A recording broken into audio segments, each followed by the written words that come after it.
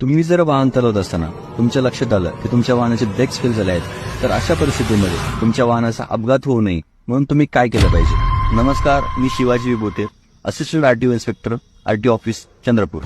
गाडीचे brakes fail झाल्यानंतर घाबरायचं नाहीये आणि गाडी बंद नाही करायची, ज्यामुळे तुमची पॉवर स्टीअरिंग ही गाडीची ऑफ होत असते. तुमच्या वाहनाचं हजार्ड बटन हे ऑन करा आणि नंतर हळूहळू तुमची गाडी सेफ लेन मध्ये घ्या. गाडीचे ब्रेक्स फेल झाल्यानंतर हँडब्रेक हा एकमेव ऑप्शन तुमच्याकडे असतो, परंतु हँडब्रेक डायरेक्टली हा ऑपरेट करायचा नाहीये. तुमच्या वाहनाची स्पीड हे कमी करावं लागेल आणि वाहनाचं स्पीड कमी करण्यासाठी तुम्ही लॉवर गिअरला गाडी शिफ्ट करायची.